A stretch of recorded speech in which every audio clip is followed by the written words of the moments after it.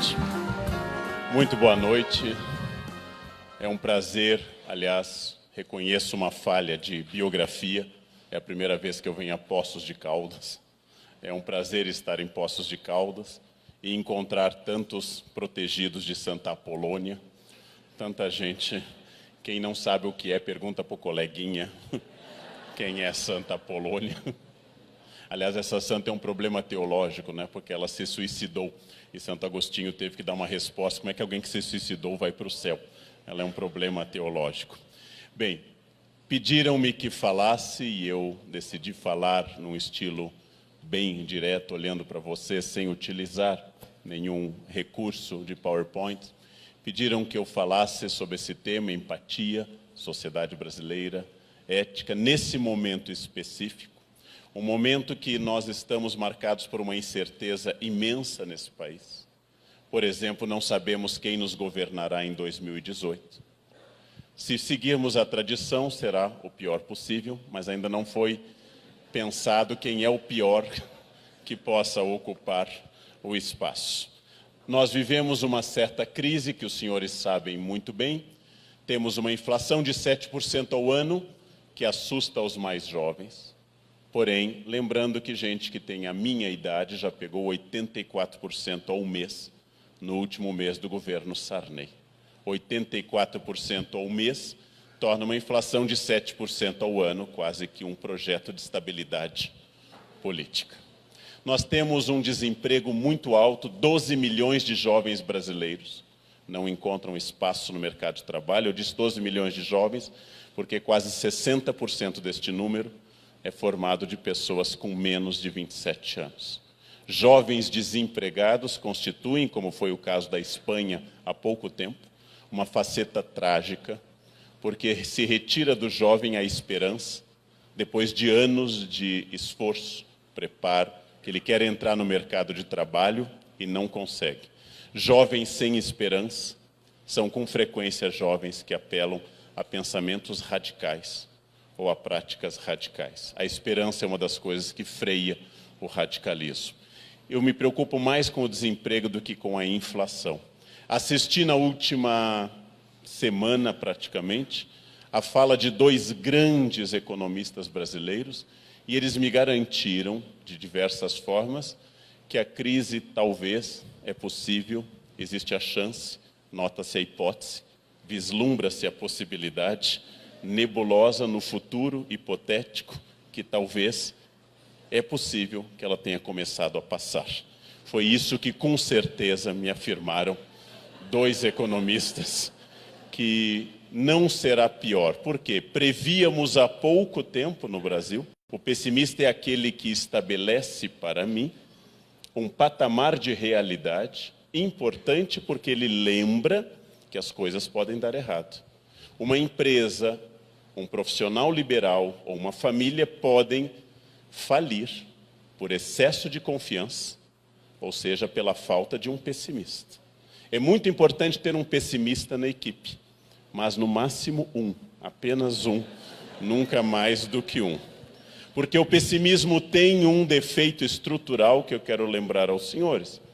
O pessimista é sempre parte da avaliação do problema. O pessimista jamais é parte da solução do problema. Para eu solucionar um problema, eu necessito, isso implica que eu tenha uma dose de utopia, de esperança e de projeção no futuro. O que é utopia? O termo que o ministro inglês de Henrique VIII, Thomas Moros, escreveu no século XVI, criou essa palavra do grego, utopos, não lugar, para caracterizar um período que viria depois, um período marcado pelo perfeito progresso de uma ilha maravilhosa.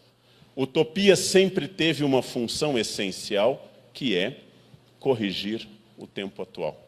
Se nós não desejarmos uma sociedade perfeita, nós não teremos nenhuma melhora social. A utopia é a projeção de que eu devo fazer num hospital 100% de prevenção ao risco da infecção hospitalar. Porque se eu tomar medidas para que 100% não ocorra a infecção, talvez ela ocorra em 10%, 20% ou 30%. Mas se eu disser aos responsáveis, deem uma limpadinha geral, tá bom assim.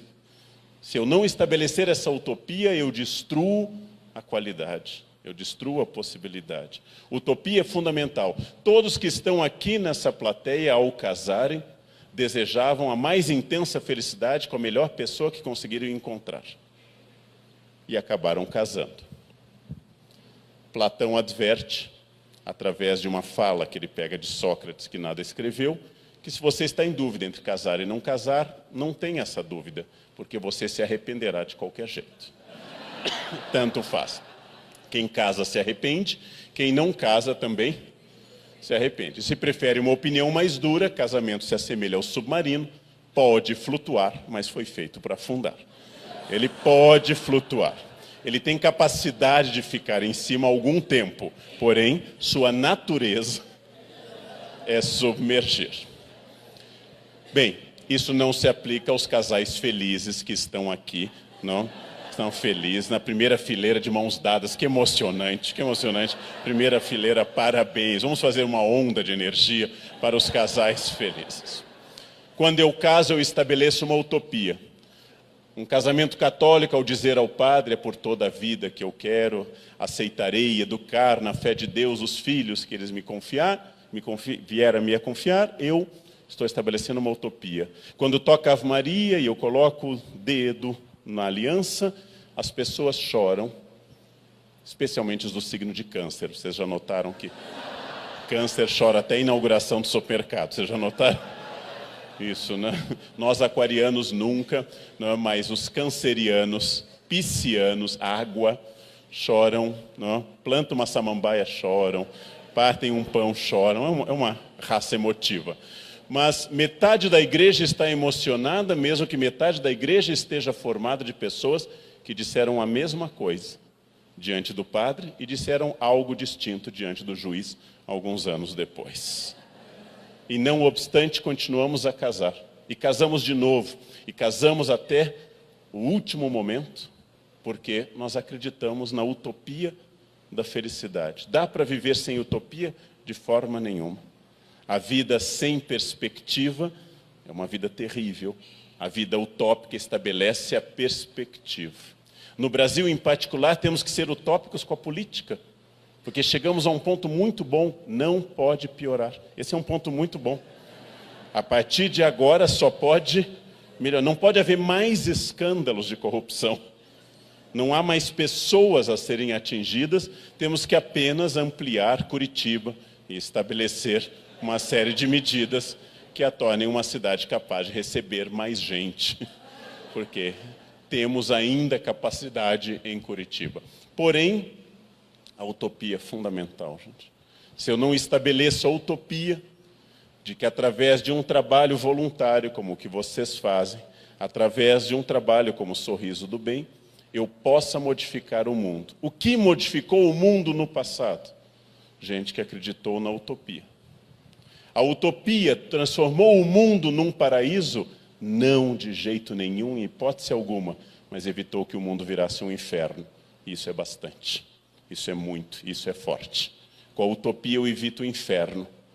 Sem a utopia eu não garanto o paraíso, mas evito, então, que a vida chegue a um patamar melhor. O mundo é feito de pessoas que apostaram nessa melhoria. Eu digo com frequência, ontem mesmo no Roda Viva, que como professor e tendo contato com jovens, eu, Leandro, estou condenado à esperança. Cada função tem um carisma. A função do professor envolve esperança. Se eu não tiver esperança, eu não posso entrar na sala de aula.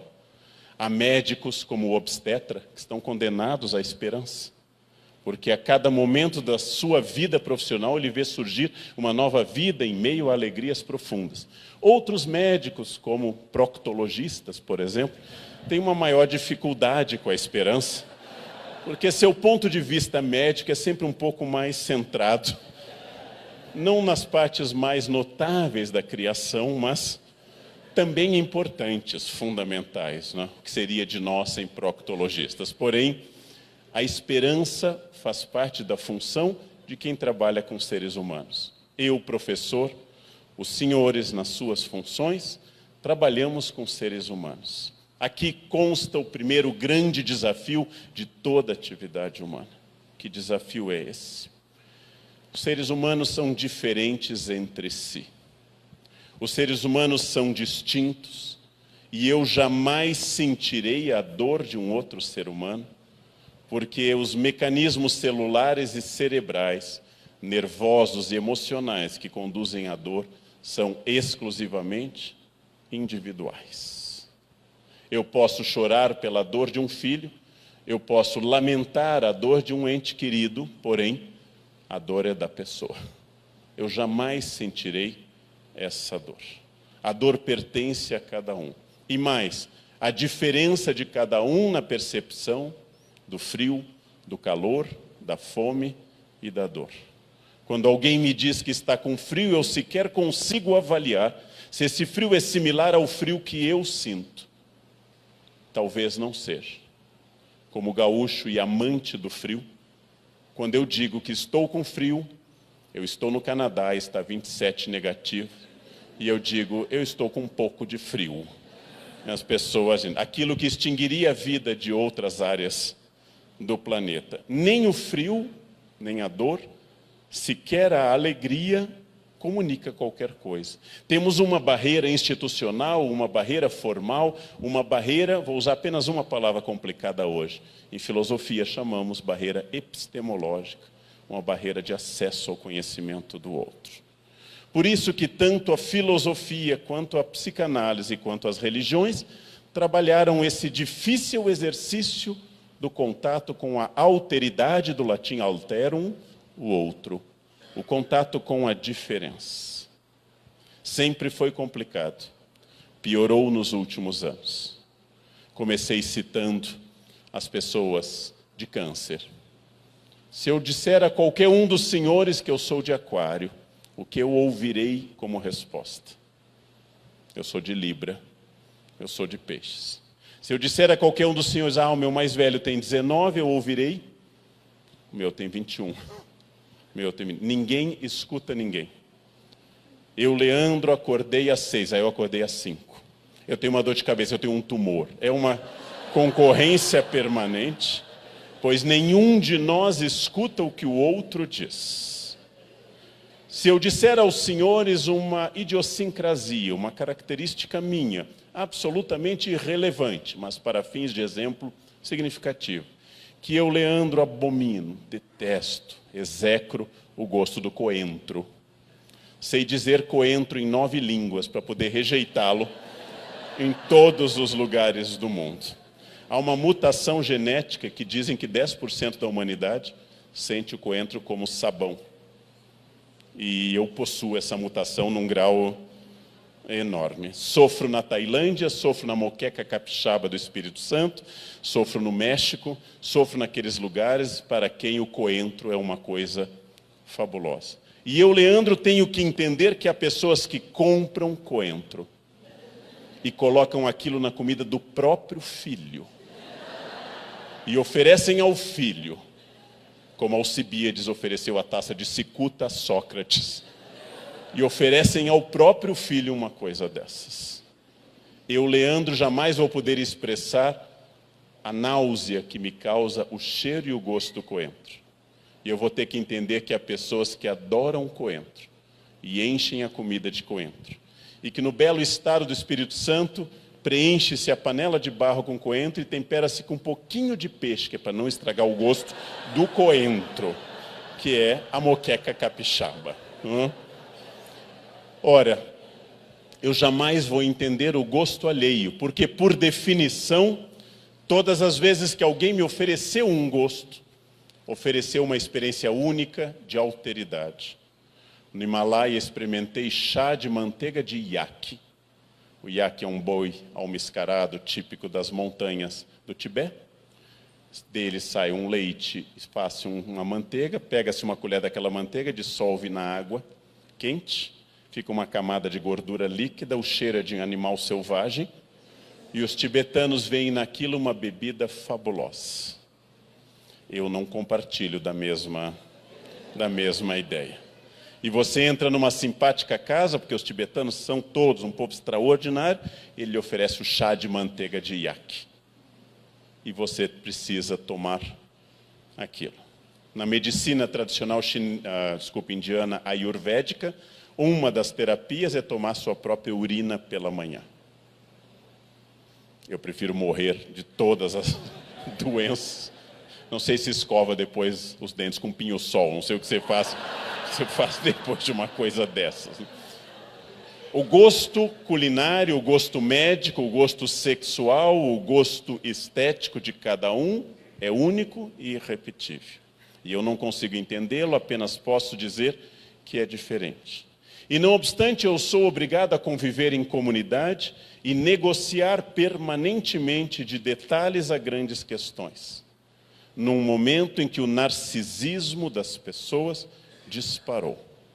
No momento em que ninguém mais escuta ninguém e que esse narcisismo se tornou uma referência importante para todo mundo. Num momento em que as pessoas usam no Brasil a exaustão, ad nauseam, a expressão fulano me representa ou fulano não me representa.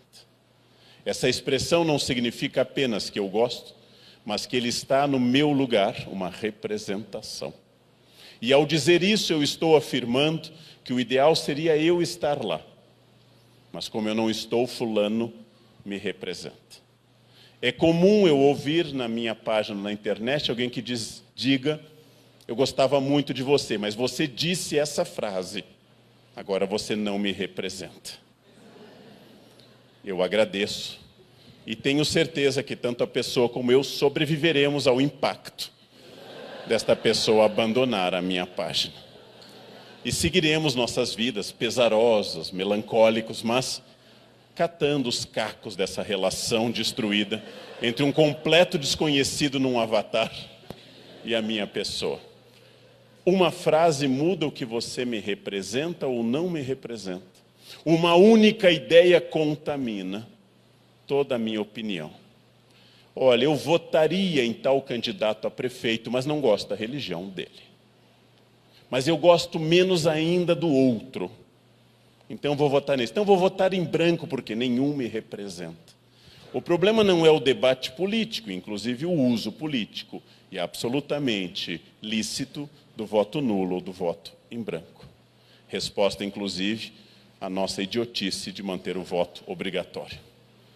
O que eu digo para os outros é que ele tem que ser igual a mim. E isso traduz muito do que eu sou, isso traduz muito dos meus valores. Não tem como eu sentir de fato ao outro. E é por isso que desde a Grécia, passando pelas religiões monoteístas, em particular o cristianismo, que domina no Brasil e na Europa Ocidental, por enquanto, por isso que nessas religiões monoteístas se trabalha muito o conceito desse pathos, desse sentimento, que eu posso ser antipático. Eu sou contrário à sua identidade, ao seu sentimento. Eu posso ser junto, simpático. E eu posso ser inclinado a, num sentido de inclinação, de empático. A empatia não é a garantia que eu vá sentir o que você sente. Quando o dentista me diz, vai doer um pouco, eu peço para ele definir esse advérbio. O que é um pouco? Quer dizer, estamos comparando com Auschwitz ou com uma creche normal, onde é o limite do doer um pouco. Bem, quando eu digo que dói ou não dói, eu tenho que estabelecer comparações. Dói comparado com um cálculo renal, considerado uma das dores mais atrozes. Dói comparado com um parto. Dói comparado com uma dor de cabeça latente. O que dói de fato? Eu tenho que ter uma empatia com qualquer ser humano, especialmente os senhores e eu que trabalhamos com seres humanos, porque a empatia é a condição de que, mesmo que exista essa barreira epistemológica já referida, eu consiga estabelecer um mínimo de comunicação que garanta que a minha ação seja efetiva. Os romanos diziam, atraem-se mais moscas com mel do que com vinagre. A primeira função na nossa cultura é estabelecer a empatia através do olhar franco, nos últimos anos através de um sorriso, eventualmente de um aperto de mão. No Brasil, nós tocamos mais do que na Europa. É um misto da nossa herança portuguesa, indígena e africana, que nos torna mais afetivos do que, por exemplo, norte-americanos e alemães. Brasileiros, com frequência, conversam com os outros, tirando coisa do ombro, catando fios, não no meu caso, mas catando fios de cabelo dos outros, espanando caspa dos ombros e assim por diante. Nós, brasileiros, tocamos muito. Isso, inclusive, causa uma interpretação problemática, às vezes, no exterior.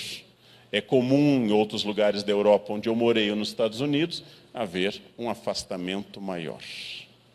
Numa grande obra não revista pelo Eça de Queiroz, infelizmente ele morreu sem rever, mas é uma obra extraordinária, talvez a mais conservadora, mais impactante, que é As Cidades e as Serras, quando finalmente o trem trazendo o príncipe Jacinto, o Jacinto de volta às suas serras em Portugal, e eles entram em território português, o homem da estação diz, fazendo um favorzinho, e nesse diminutivo ele reconhece ter entrado de novo na sua terra.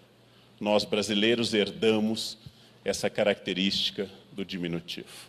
Ela contém muitas coisas da nossa cultura. Por exemplo, espera um pouquinho, pode ser qualquer momento entre agora e a segunda vinda de Jesus. Isso é espera um pouquinho.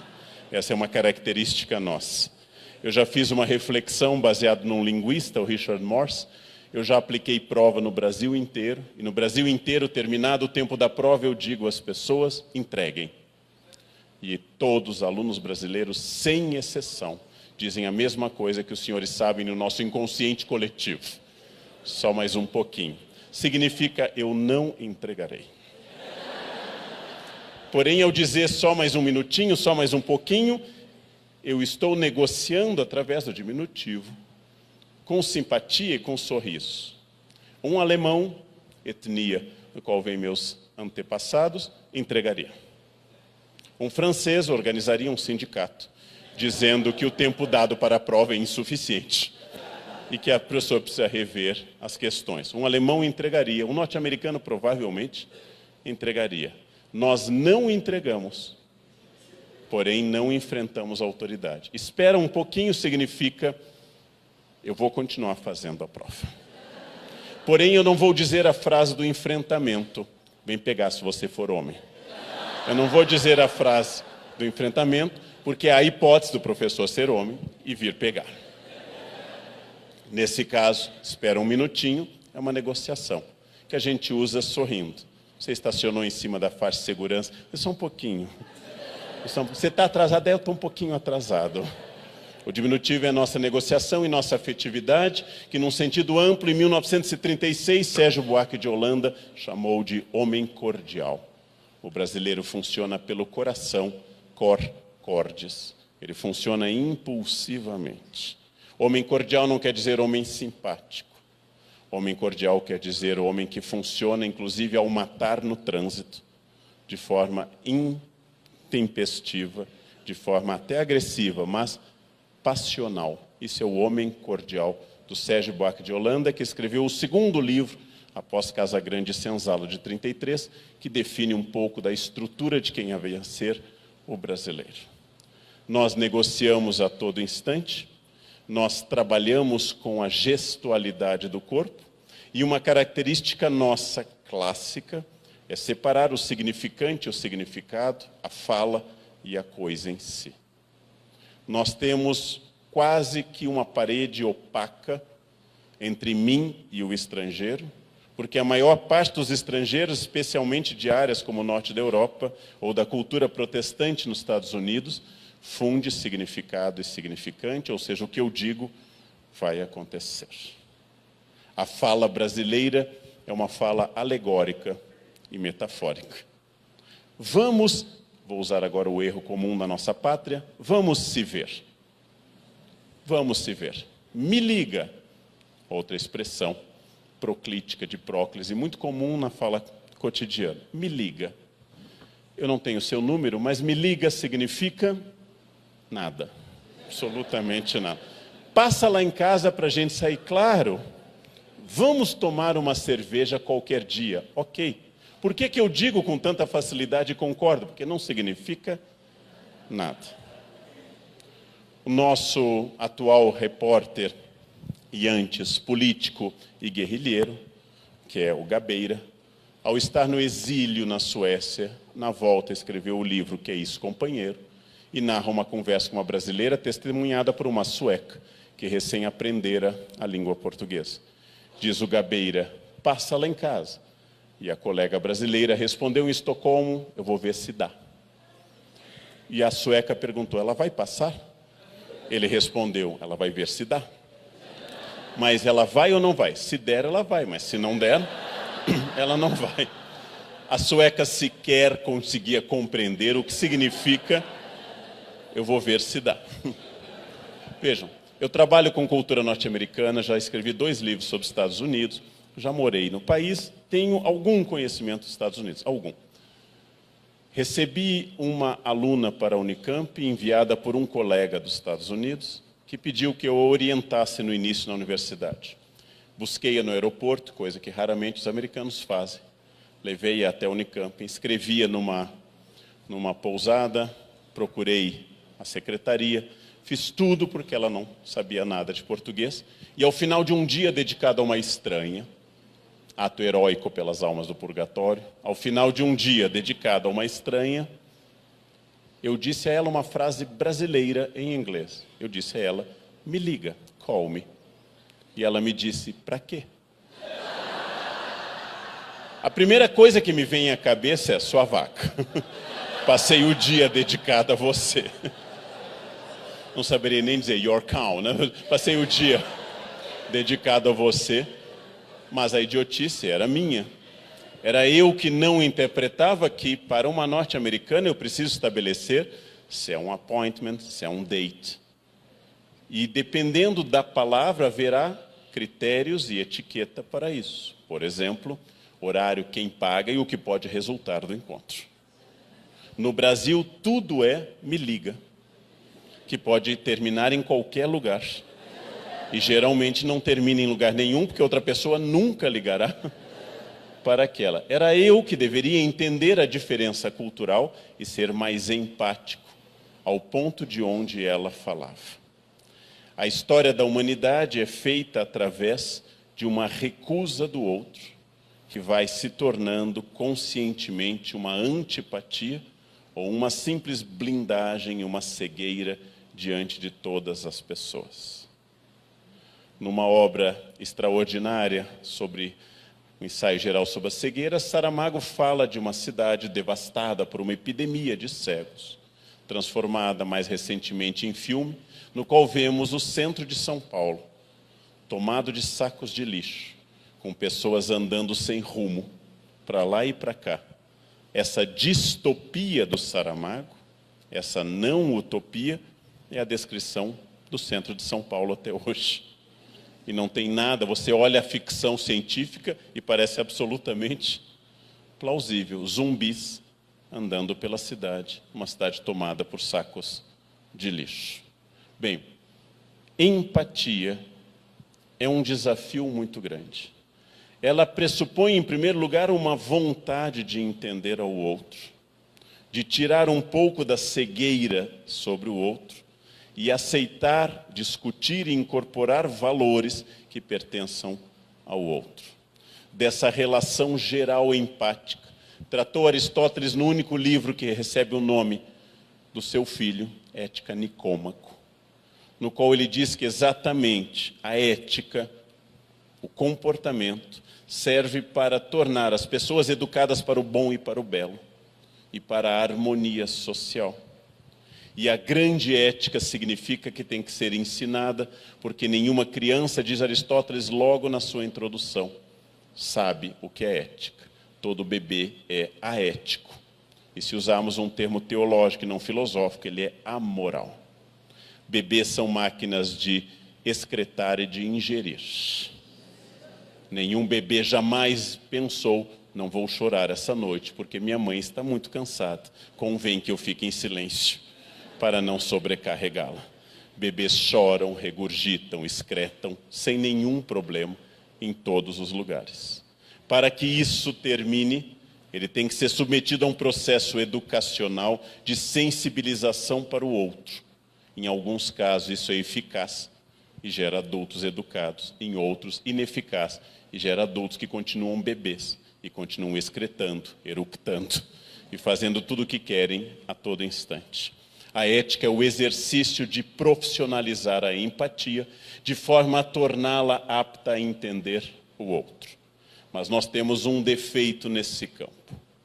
Nós entendemos a grande ética aristotélica, a ética política, a ética no topo da pirâmide, como a ética que deve ser cobrada.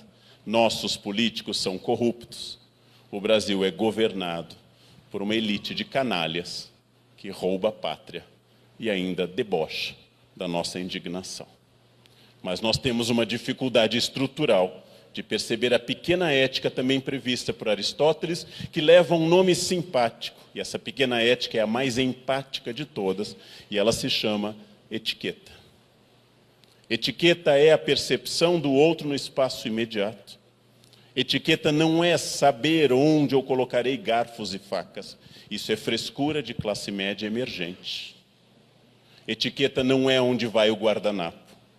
Se, como eu escrevi num artigo, eu domino todos os talheres, o uso correto da lavanda, e domino a diferença entre os copos para um vinho da Borgonha e um vinho de Bordeaux, e não trato bem ao garçom, eu aprendi tudo que é idiota da etiqueta e não aprendi o que é essencial, que é o respeito ao outro.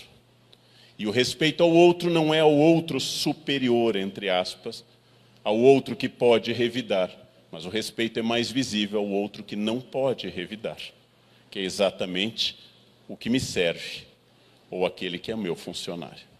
Como eu já disse por escrito e em público e na televisão, respeitar um ministro do Supremo Tribunal Federal não é ética, é bom senso e medo. Respeitar a funcionária terceirizada da limpeza é ética. Respeitar um homem de 2,10 metros, faixa preta em 3 modalidades, não é ética, mas é zelo pelo princípio de Newton, massa maior contra massa menor. Respeitar o cadeirante, a gestante e o idoso é ética. Ou seja, ética para as grandes relações humanas que envolvem o bom e o belo, aristotelicamente, e etiqueta para as pequenas relações. Aristóteles não diz, mas eu vou aplicar um pouco a teoria de Spinoza e vulgarizá-la um pouco. Etiqueta envolve 4 fórmulas mágicas, fundamentais, com a qual eu resumo toda a questão do espaço do outro. Com licença, por favor, me desculpe e muito obrigado. Usando essa forma do pronome oblíquo na frente, me desculpe, com perdão aos que forem puristas gramaticais, porque é assim que nós falamos no Brasil, que somos um país tão rico que temos 2 línguas, uma para escrever e outra para falar, como diz Mário de Andrade, no Macunaíma. Bem, com licença significa eu não sou o senhor do espaço, eu não sou um buraco negro que absorve até a luz. Com licença significa que você não é obrigado a abrir caminho, como se eu fosse um papa andando num leito e as pessoas abrindo caminho para a sua santidade. Por favor, porque você não tem nenhuma obrigação comigo, porque você não é obrigado a fazer nada para mim. Por isso, o pedido de por favor é o reconhecimento que seu gesto é uma concessão sua. Muito obrigado, porque tudo que você me oferece é sinal da sua gentileza, e eu não mereço nada, porque, como diz o Hamlet para Polônio na peça do Shakespeare, quando Polônio diz, tratarei aos atores como pessoas, de acordo com a sua dignidade, o Hamlet diz, não faça isso, porque se fôssemos tratados de acordo com a nossa dignidade, todos apanharíamos até a morte. Não os trate de acordo com a sua dignidade, mas os trate como pessoas boas, como espelho da sua época. Com licença, por favor, muito obrigado, e por fim, essencial, nessa forma proclítica, me desculpe. Porque eu sou falho, porque errar é humano, porque errar nos define como seres humanos, e a todo instante eu, Leandro, erro. e tomando de um ponto de vista estritamente técnico, aquilo que eu faço há mais tempo, que é andar, segundo minha mãe, desde os 11 meses. Eu ando, quer dizer, faz quase 52 anos que eu sei andar e pratico diariamente em diferentes modalidades, corrida, engatinhar, andar simples, e eu ainda tropeço. É sinal de que aquilo que eu mais pratico há mais de meio século, eu ainda erro. E errando, eu me torno necessariamente a prova de que errar é humano. Por isso que me desculpe, é o mantra da humanidade. Me desculpe significa eu não percebi que fui grosseiro, eu falhei com a sua confiança, eu quebrei a nossa afetividade, eu lhe traí, ou simplesmente fui um canalha. Então, me desculpe, eu vou tentar de novo. E como no ato de contrição católico, prometo me emendar e nunca mais tornar a vos ofender. É um desejo que vai fracassar na tarde daquele dia, mas é um desejo. É o desejo que me humaniza. Nada pior do que alguém perfeito, porque em latim perfectum, feito até o fim. Perfectum. O único ser humano perfeito é o que morre, porque ele fez a sua existência até o fim. Antes da morte, eu ainda tenho chance de aperfeiçoamento, de ser aquele neologismo que Rousseau utiliza em Genebra, ser perfectível e não perfeito. Ser passivo de mudança, perfectível. Como profissional, como dentista, como professor, como médico, como funcionário, eu sou perfectível. Eu posso mudar. E eu, Leandro, estou aqui hoje não porque eu seja perfeito, mas exatamente porque eu cometi erros brutais e fui corrigindo, tentando melhorar. E hoje sou menos ruim do que há alguns anos, porque eu errei mais. É isso que me torna uma pessoa experiente. Eu errei mais. É isso que me torna uma pessoa melhor. Eu fui mais povoado de acidentes do que um jovem. Por isso que eu sei mais do que um jovem que está começando a dar aula, porque eu, em muitos momentos, soube menos. Eu sou perfectível, e este é o primeiro ponto da empatia. Reconhecendo que eu sou perfectível, reconhecendo que eu não estou pronto, reconhecendo que eu, Leandro, tenho muita coisa pela frente necessariamente, eu me torno identificado com a humanidade que erra. Há uma justificativa moral muito comum no Brasil. Moral não é filosofia. Moral, tecnicamente, é aquilo que a religião diz para não fazer. Filosofia é ética, religião é moral. No banheiro da minha escola, no interior do Rio Grande do Sul, havia um cartaz "Deus te vê". Era a maneira das freiras alemãs, mal resolvidas, um pleonasmo imenso, tentarem limitar atividades coletivas ou individuais naquele espaço. Deus te vê. Moral é aquilo que estabelece os 10 mandamentos. Honrar pai e mãe, 4º mandamento católico, 5º do decálogo judaico. Não matar, 5º mandamento católico, 6º na Bíblia judaica. Porque se eu matar ou não honrar pai e mãe, lá em cima haverá um castigo. Por exemplo, imagino um inferno onde se coma coentro diariamente. Obrigado a assistir o horário político por toda a eternidade, comendo coentro. Isso é uma ideia de inferno. Bem, no momento que a moral estabelece regras, estabelece um observador que diz se é certo ou errado. A ética filosófica diz outra coisa. Eu devo saber se é certo ou errado, mesmo que ninguém me veja. Que algo seja errado, mesmo que seja escondido. E que algo é correto, mesmo que ninguém me louve, mesmo que ninguém perceba. Que o certo é certo, independente do observador. Isso é filosofia.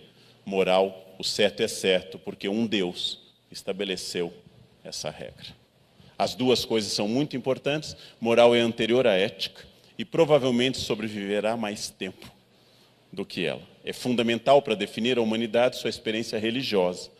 Porém, a ética é um exercício de reflexão em que eu tenho que pensar, como pensa Kant, se o meu ato compromete a humanidade. Ou como pensa Sartre, se meu ato é possível de se tornar generalizado. porque primeiro vem a minha liberdade e a minha consciência. Representado, como diz Sartre, estou condenado à liberdade, aquele anjo e aquele demônio metafóricos que estão nos ombros das pessoas. Todo mundo que aqui viu desenhos do Tom e Jerry ou do Pica-Pau, lembram que há no nosso ombro um anjo e um demônio. Contam-me que um médico está no meio de um dilema moral terrível.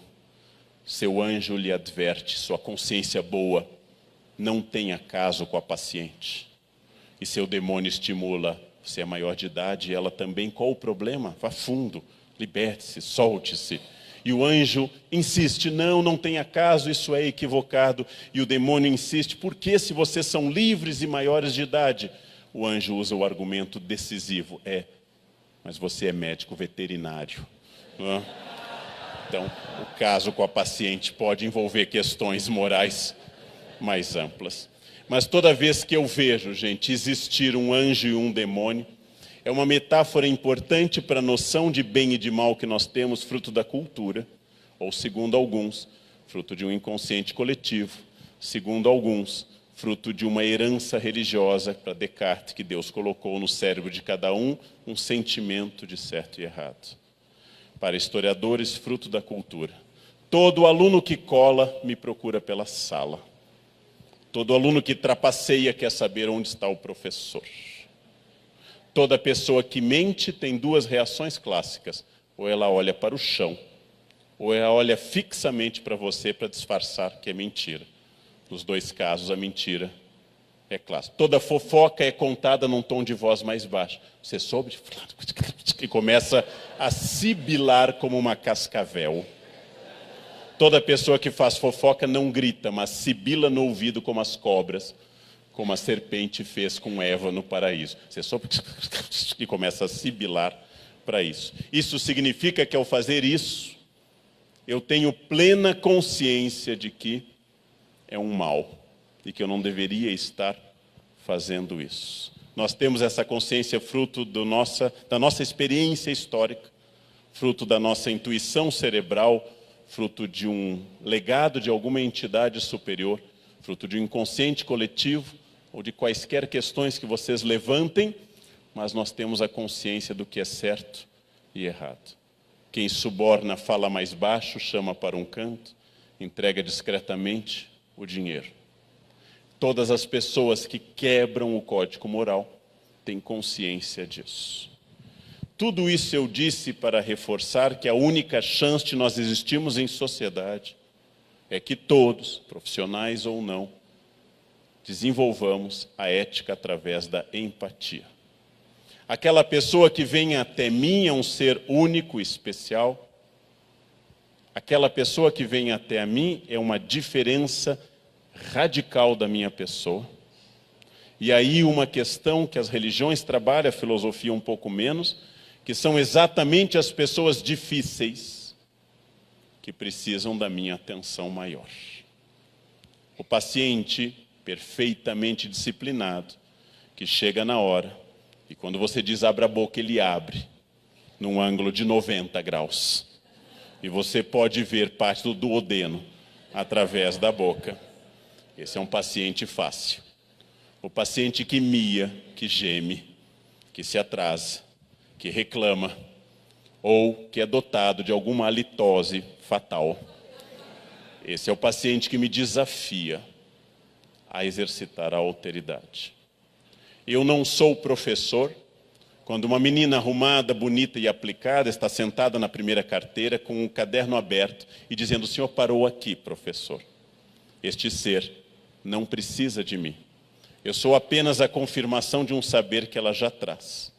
Quem precisa de mim é o aluno que senta na última fileira, que é indisciplinado, que está com fones de ouvido, que é agressivo. Como um paciente saudável não precisa de um médico, um aluno indisciplinado precisa de um professor, precisa de alguém que lhe desperte para a beleza do conhecimento.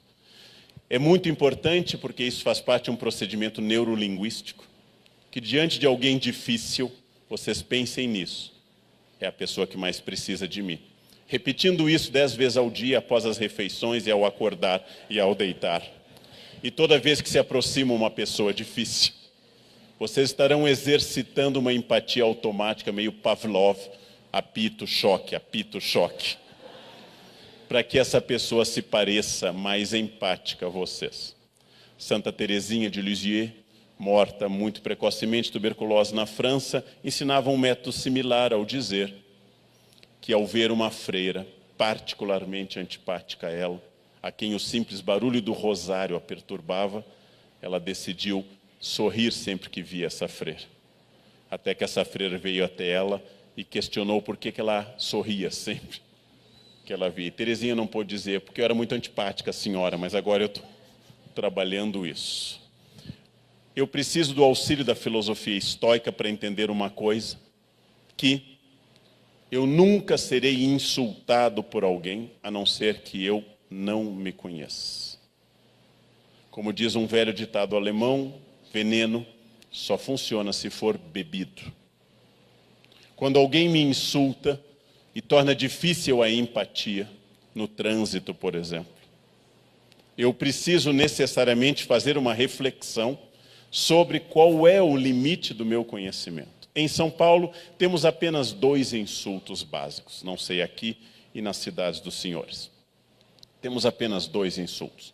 Ou uma dúvida sobre a atividade profissional da mãe em outras épocas, ou uma dúvida sobre a sua orientação sexual. São basicamente 2 insultos. Ainda não é comum você insultar outra pessoa dizendo assim, você é um senador. Ainda não se alastrou esse insulto, que talvez tenha chance no futuro de substituir os atuais. Examinemos brevemente os 2 insultos. Alguém passa e grita a mim por algum motivo, tendo razão ou não na minha infração de trânsito ou não, que eu sou filho de uma pessoa que exercia uma espécie de leasing corporal mediante remuneração. A palavra exata não posso dizer aos senhores num ambiente família, em Poços de Caldas. Não posso dizer isso. Cabe a mim o exame preciso dessa questão. Observando a biografia de minha mãe, seu caráter sisudo, sua incapacidade de sorrir nas fotos, concluo que ela era uma mulher fiel ao marido, porque nunca sorria, estava sempre fechada em si, estava sempre dedicada à família. Nada indica que naquela época de juventude, muito menos hoje, na primeira por virtude e hoje por falta de mercado, ela tem exercido essa função. Logo, minha mãe não foi uma prostituta. Mas pode ser que seja, as prostitutas também têm filhos. Nesse caso, cabe a mim examinar, sim, sou filho de uma prostituta. Então devo dizer ao que me insulta, você conheceu uma mãe?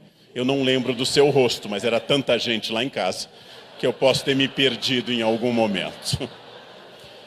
No primeiro caso, o insulto é inverídico e, como tal, não deve me ofender. E no segundo caso, é verdadeiro e também não pode me ofender. Ele apenas escreveu, você é um filho dessa pessoa. Examinemos a segunda hipótese filosoficamente. A pessoa insinua que eu tenho uma inclinação homoafetiva. Não há problema nenhum, já que gênero e opção sexual ou orientação sexual não é um insulto, a não ser na cabeça dos preconceituosos. Então, examino. Disse que eu era isso, eu vou pensar, bom, considerando tudo, faço uma reflexão, acho que não. Claro que o futuro ninguém sabe, mas até o momento acho que não, né? Não quero entrar muito nessa reflexão, mas suspeito que não e não haveria problema que o fosse. Então você está equivocado. Ou você está correto. Sim, eu sou. Nos conhecemos? Desculpe, eu estou sempre olhando para a fronha, não lembro do rosto de todo mundo. E nesse caso, obrigado, também não se trata de uma ofensa. A pessoa me reconheceu por algum detalhe no trânsito que eu não sabia. Eu só me ofendo se eu não me conhecer. Diz o imperador Marco Aurélio, morto em 180, um grande estoico, que escreveu em grego as famosas Meditações, diz no capítulo 2 das suas Meditações, o 1 é um agradecimento, que hoje eu vou sair de casa e vou encontrar um avarento, uma pessoa irritada, uma pessoa soberba e uma pessoa agressiva. Ele dá uma lista e elas vão me lançar a seguinte questão, fundamental para trabalhar com o público. A sua paz pertence a você ou a mim. Quando uma pessoa irritada me ataca, ela está me lançando o seguinte desafio: a quem pertence a sua paz? Quando eu me irrito, eu estou dizendo à pessoa: pertencia a você, e você decidiu que eu a perdesse. Se ela pertencer a mim, ninguém me tira. Ela é minha, ela é permanentemente minha. Um aluno na Unicamp uma vez bateu a porta e gritou: careca. Eu disse: que bom que você vê. Como eu posso responder a esse insulto? Não, eu não sou. Há vantagens e desvantagens. Minha necessaire é menor do que a média. Trabalhando no ano passado no interior da Índia, quando estávamos com um grupo de crianças, algumas das minhas alunas viram que as crianças tinham uma infestação capilar muito típica, chamada piolho. Saíram correndo assustadas e eu abracei-as afetivo, porque eu fui vacinado definitivamente contra essa doença. Ou seja, há vantagens e desvantagens. Quando alguém me diz, já fui xingado disso, velho, eu disse: comparado com quem? Com a rainha Elizabeth II, eu sou um adolescente recém-surgido. Com as pirâmides do Egito, com Justin Bieber, quem é o seu ponto de comparação? Velho ou jovem é uma questão de comparação. Eu só me ofendo e só posso me ofender necessariamente se eu, Leandro, aceitar que a antipatia do outro se torne uma comunhão irmanada no ódio. Aprendi num curso no Butão há 2 anos, onde fui fazer um curso sobre budismo, estudo religiões, quando um monge ensinou que quando eu ofendo a um de vocês, quando eu atiro sobre vocês, metaforicamente, a brasa da ofensa, eu tenho uma chance grande de queimá-los, porque a ofensa e as palavras queimam de verdade. Há uma chance de eu atingir seu rosto, mas há uma certeza absoluta de que eu vou queimar minha mão. Ao atingir alguém, essa negatividade do insulto parte de mim e queima minha mão como a bala torna o canhão incandescente e queimado. Ou seja, eu deveria evitar ofender aos outros, porque isso revela muito sobre mim. Ou como eu digo num curso sobre estoicismo na Unicamp, eu devo evitar atingir ao outro com a minha mágoa, não por humildade, mas por vaidade, para que os outros não saibam onde está a minha dor. Quando eu grito para alguém: você é gordo, você é velho, você é gay, você é corintiano, qualquer coisa que me ocorra, que vá ofender uma pessoa, eu estou falando do espaço da minha dor, sempre do espaço da minha dor. E ao apontar um dedo para alguém, 3 naturalmente estão apontados para mim, e o que me irrita revela muito sobre mim e muito pouco sobre o outro.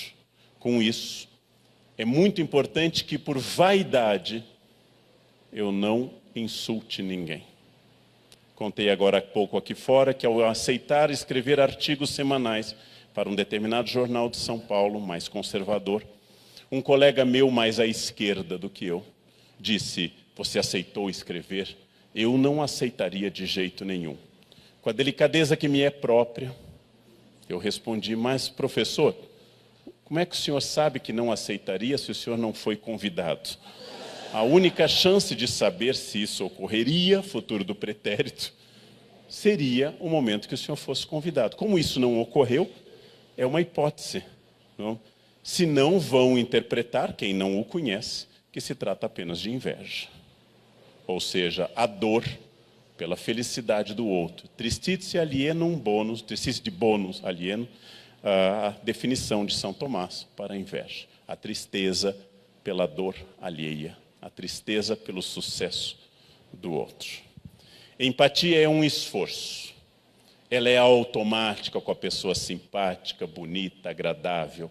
E algumas pessoas usam para substituir a palavra grega empatia, a palavra mais contemporânea, mas também de origem grega, energia. É uma das palavras que eu mais odeio na língua portuguesa. Energia é elétrica, atômica, magnética. Fulanos dizem assim: eu fui naquele hotel e a energia do hotel é muito boa. Não, ele é um hotel caro, a toalha tem 1.500 fios, o lençol também, o serviço é bom, é luxo. O que você chama de energia, eu chamo de 920 euros por dia. Não é energia, é luxo. A fulana tem uma energia muito negativa. Não, ela é chata mesmo. Quando você conversa com ela, você tem que ficar enfrentando essa chatice, aí você sai exausto. Não é energia, é chatice. É chatice, né? Torne-a agradável e a energia vai desaparecer. Não existe energia, aura. Existe gente chata e gente desagradável. Para isso eu preciso testar. Dizem os mesmos budistas que uma pessoa difícil queima meu karma negativo. Que as pessoas que vêm com demandas, que as pessoas desagradáveis estão ali para me fazer crescer. E como tem gente que me faz crescer. Nossa, a todo instante. Eu que cometo com frequência o erro da ira, da raiva, que sou rápido, sou estratégico, sou dinâmico, pego 2 aviões por dia e tenho que ser submetido ao timing, ao tempo dos outros.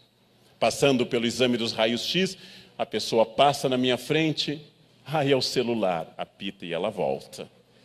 Depois o relógio, eu esqueci o relógio. E eu ali envelhecendo, me aproximando da morte e quase perdendo o avião.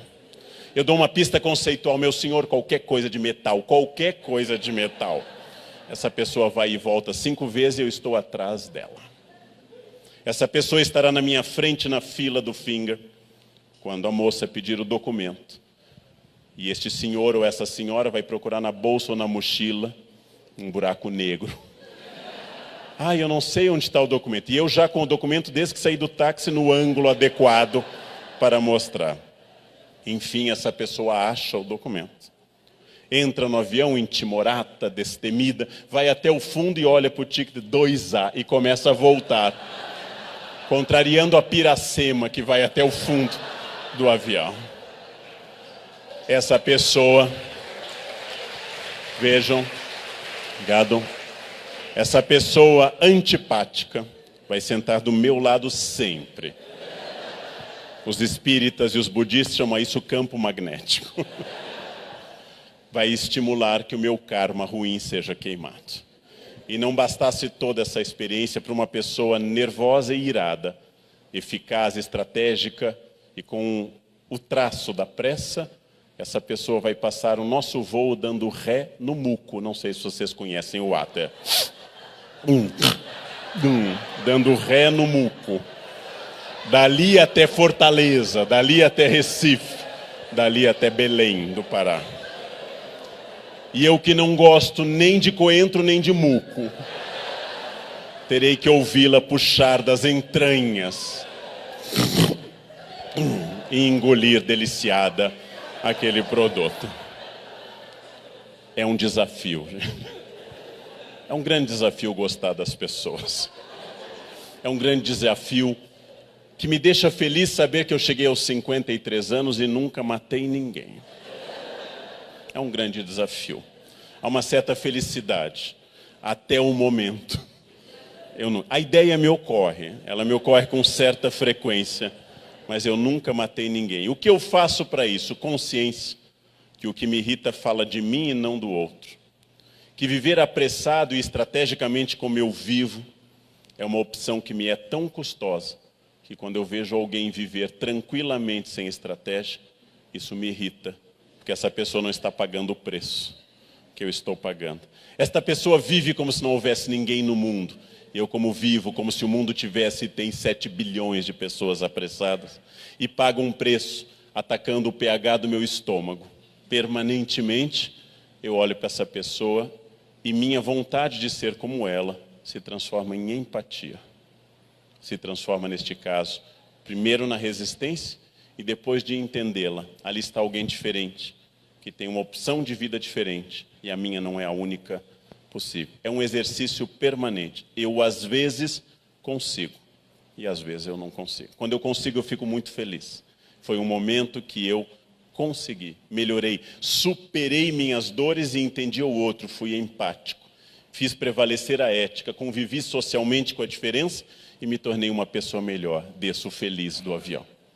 Às vezes eu não consigo e tenho um ataque com essa pessoa. nesses momentos. Eu fui derrotado pelo meu narciso, fui derrotado pela vaidade, e como um novo Santo Antão do deserto, eu tenho que voltar para o fundo da caverna e meditar de novo, e mais uma vez. Para encerrar ante as perguntas, ocorreu há 2 anos um episódio que fala dessa consciência da empatia e da antipatia. Eu tenho em São Paulo apenas uma pessoa, um amigo, que é milionário, com quem eu comecei a trabalhar junto, depois se tornou uma pessoa próxima. Este amigo milionário, que mantém amizade comigo, acho que por um interesse antropológico, para saber como funcionam essas pessoas que não têm avião, não têm iate, que sou eu, e que são obrigados a observar a ré no muco permanentemente dos outros. Este meu amigo separou-se de uma mulher de vida inteira, um pouco mais velha do que eu, casou-se com uma surpreendentemente mais jovem. Eu sei que isso é um espanto, mas isso aconteceu. Não fiz nenhuma leitura moral disso, eu não sou uma pessoa particularmente moralista. Lembrei-me até de um episódio de um grande plantador de soja no Brasil, que, surpreendido aos 80 anos com uma moça de 18, enfrentou uma repórter que, entre crítica social e inveja, disse a ele: "O senhor não sabe que ela está com o senhor por interesse?" E ele respondeu: "Verdade, minha filha, mas eu sou milionário. Uma de 80 também estaria, eu prefiro de 18. Pronto. Uma leitura absolutamente técnica. Ele tem o que a moça quer, a moça tem o que ele quer, e a negociação comercial é das mais transparentes. Nenhum tem ilusão romântica. Bem, este meu amigo casou-se com uma moça de 26 anos, que ele assegurava ser muito madura para a idade. E pediu a seguinte indicação: "Leandro, você viaja pelo mundo inteiro, faz voltas ao mundo, me diz um lugar perfeito para a lua de mel." E eu disse: "Uma das Ilhas Baleares tem uma vila mediterrânea para alugar. Você desce em Maiorca, vai para essa vila, a areia é branca, a casa fica no alto da rocha, uma piscina de borda infinita, o quarto se abre para o Mediterrâneo, e vem junto com a vila um cozinheiro perfeito e silencioso, que cozinha o dia inteiro, desde os pães do café da manhã até a massa de grão duro do jantar, feita com perfeição." Ele aceitou minha indicação, colocou a moça madura para a idade no seu avião, muniu-se de champanhe, trufas e curiosas pílulas azuis para enfrentar a travessia do oceano. Desceu no aeroporto das Baleares, lá seu iate o esperava para levar à ilha paradisíaca, passou 2 semanas felizes. E ao voltar, me deu uma garrafa de um vinho muito acima da minha classe social, um Petrus, que eu ainda não abri. É coisa típica de pobre, né? Quando ganha uma coisa cara, tem medo de abrir porque vai estragar. A gente ganha um perfume, uma coisa cara, a gente guarda. Não, depois vai ficar sem, né? Isso é típico de pobre. Cada vez que o avião sacode, eu penso isso, né? Nossa, não tomei o Petrus ainda. E aí ele me disse a frase que mostra como valores precisam de consciência. Ele me disse: "Leandro, ela está apaixonada por mim." Eu fiquei admiradíssimo com a frase. Ele retira uma moça bonita, alta, magra, loira do interior de Santa Catarina, leva num avião particular, entope de champanhe Taittinger, coloca trufas, e ela está apaixonada por ele. Surpreendente. Surpreendente. E eu disse a ele com toda sinceridade: "Meu amigo, você me conhece há mais de 20 anos. Se você me levar no seu avião para as Ilhas Baleares, ficar naquela casa a 15 mil euros a diária, servindo aquilo, eu me apaixono por você com toda certeza. E mais, garanti com toda sinceridade, faço coisas que ela não faria de jeito nenhum. O resto se resolve com xilocaína e outros psiquiatras, não há problema. Há coisas mais dolorosas na vida. O que eu quis falar aos senhores é que consciência é tudo, do que eu quero, do que eu acredito, do que eu sei. Se eu for uma pessoa consciente, autônoma, se eu for uma pessoa pensante, crítica, analisada, que tenha dito com clareza o que eu gosto e eu não gosto pessoalmente, sexualmente, materialmente, eu raramente vou ser ofendido. Eu raramente vou deixar que um antipático me perturbe. E eu, com muita chance, vou transformar antipáticos em simpáticos, porque empatia é fruto de consciência e sabedoria. Não de estudo, mas de consciência e de sabedoria. Empatia é a chave não apenas para o outro ficar bem, mas para eu ficar também muito bem. E para eu ficar bem, eu preciso oferecer ao outro a certeza de que a minha paz, minha estabilidade, a minha harmonia interna não pertence nem ao governo, nem aos clientes, nem aos motoristas do trânsito caótico brasileiro, nem aos preconceituosos, nem aos racistas, nem aos misóginos, mas pertence a mim, exclusivamente a mim. E ninguém pode me tirar, porque aquilo que for a minha consciência é o único valor que eu jamais perderei. Se eu tiver certeza disso, gente, a minha vida se transforma para sempre. E eu me torno uma pessoa melhor, que é o meu grande desejo de vida hoje, envelhecer sábio.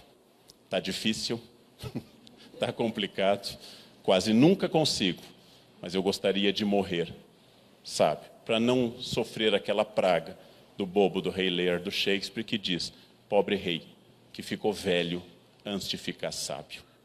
O único consolo da idade é a sabedoria. Minha paz me pertence. Tornem isso um mantra e a empatia com o mundo vai mudar abertamente. O dia que eu conseguir 100%, eu comunico a vocês. Não consegui, mas eu luto diariamente para tentar melhorar. Quero morrer sábio, empático com o mundo, porque é harmônico comigo. Esta é uma fórmula insuperável, mas é um esforço e é uma luta. E quem quiser, comece essa luta hoje, porque ela é possível de atingir o grau de equilíbrio caracterizado pela sabedoria. Muito obrigado pela atenção. Obrigado.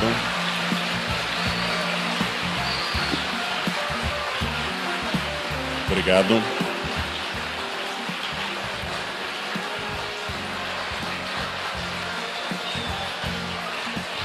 Muito obrigado.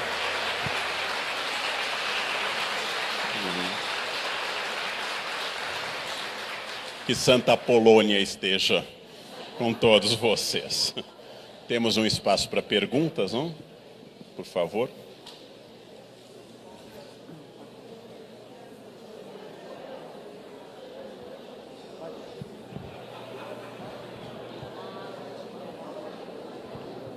Leandro, a gente falou muito sobre empatia aqui, né?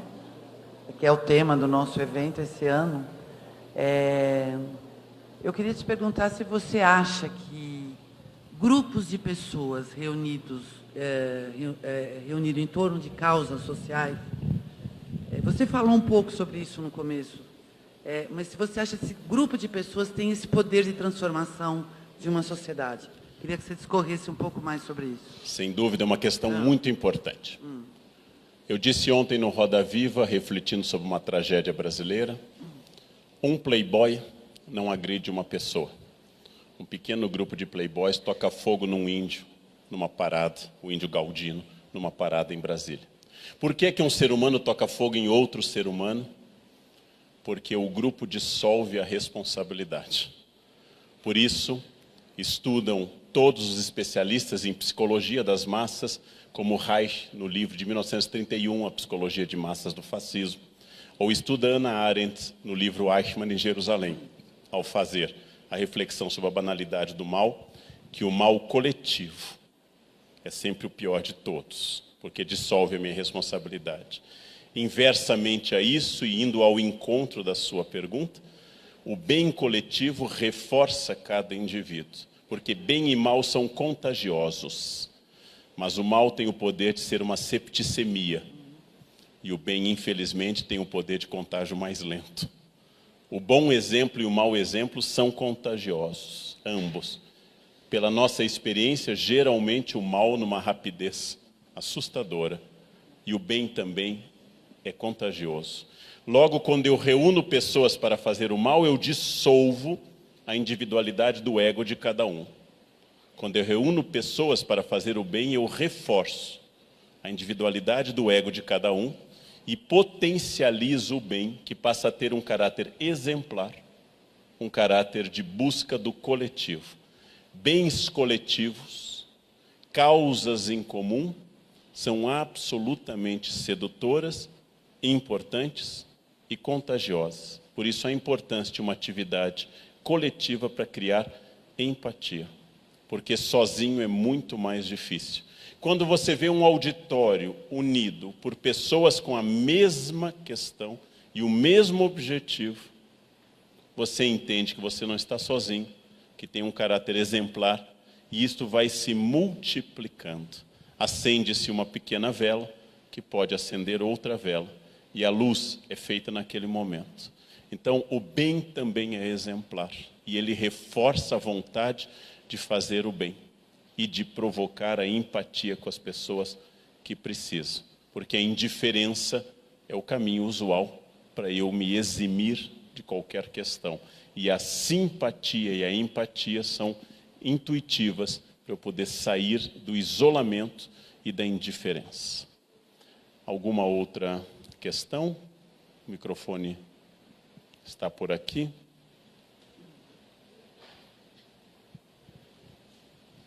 Lá tem alguém querendo, então precisamos fazer circular o microfone.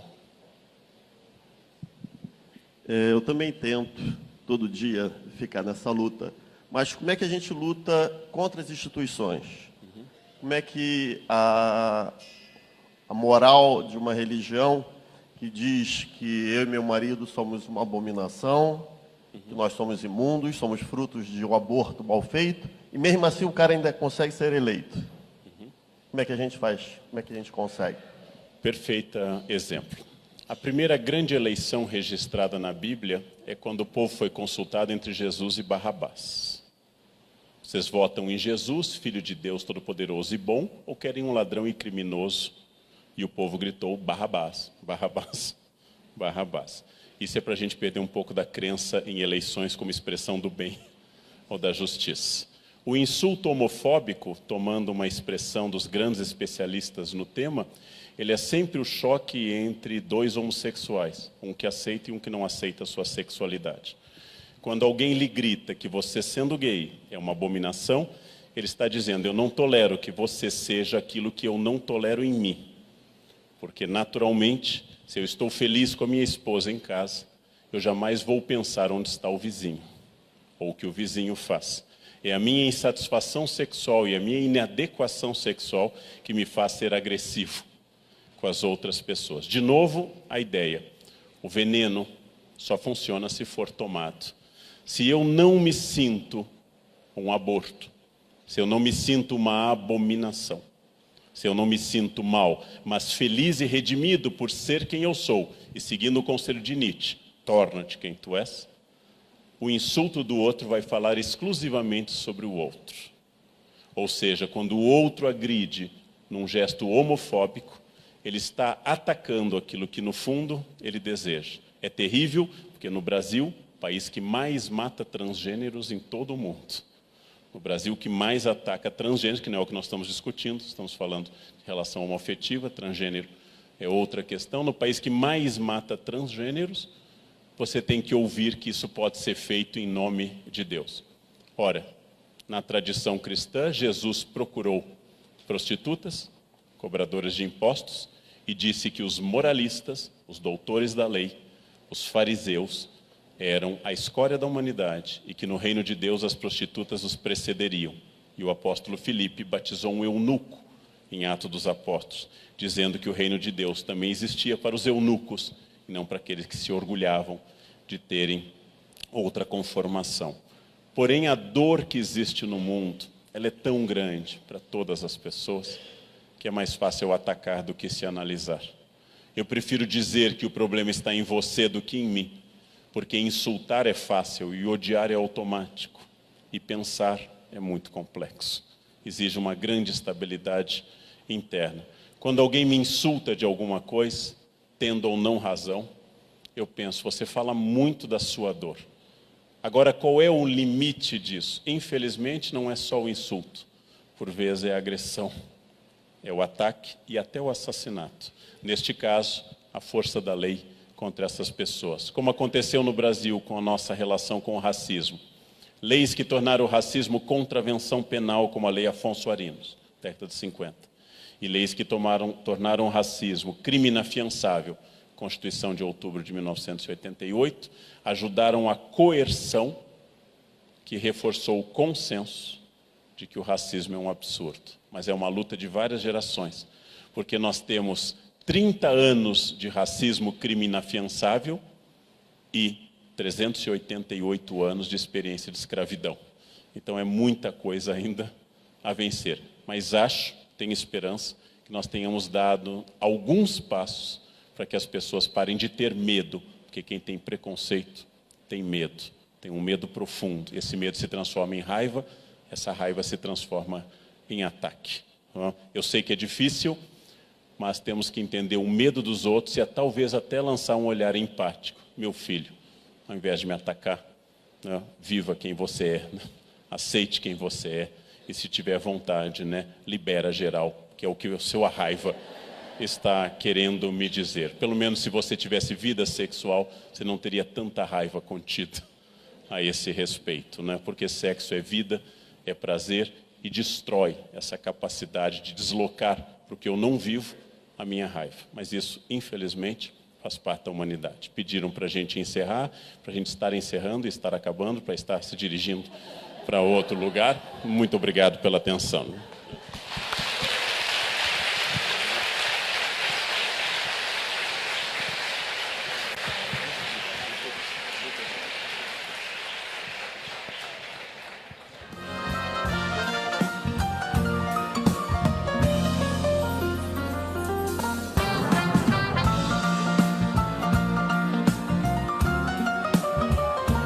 Pessoal, peço para que todos se dirijam para o restaurante do hotel, para que vocês possam jantar, tá bom?